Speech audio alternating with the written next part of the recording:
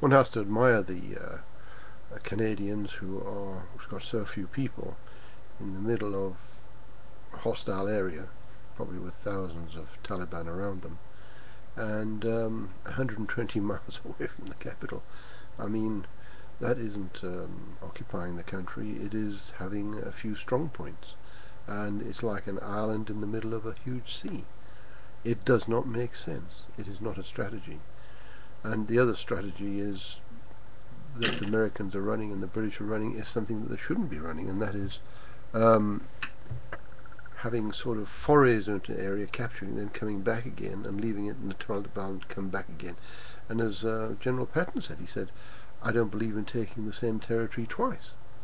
And we seem to take it all the time. We go back and then we fight, then we come back.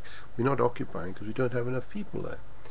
You know, in South Africa, when General Kitchener decided that he had to beat the Boers, he occupied the country, and what he did was he put up fences to stop these people moving around. The thing is that this Taliban army and Al Qaeda, they all look the same. They don't walk around in uniforms like the British and Americans. I mean, they just fade into the local community. And if you shoot one, now you've shot a civilian. Now you're in trouble.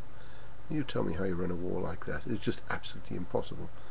Your war is run by intelligence, and your intelligence must be pretty thin on the ground. And then you're relying on people who suspect you because you are, say, from a Christian army, and they are Muslim, and of course they are very loyal to this. And unless you understand where these people operate, I, in actual fact, lived in a city called Durban, and in Durban, I had to go to the madrasas quite often. And one particular one, the mosque that I went through, had a madrasa there, and I had to go through it.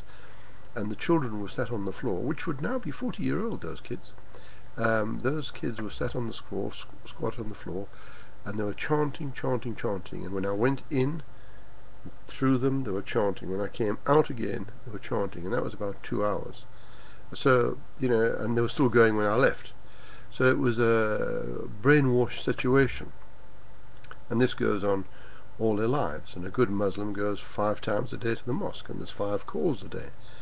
The English do not understand this. They think that going in and being nice to them, etc., is going to, going to break the habit of a lifetime. They are loyal to that group.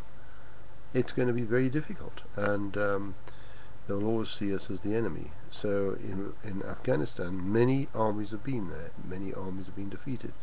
I sincerely hope that we do not have any more incidents like we've had on the 5th of November and then the 6th of November, where our Anglo-Saxon soldiers were killed by both to do with Afghanistan. And according to some who know, no attacks from 9/11 after 9/11 have come from Afghanistan. So we've stirred up a hornet's nest. Now we've got Pakistan on the edge of absolute disaster. So really we've got to do something, because Pakistan is a nuclear power, and it's the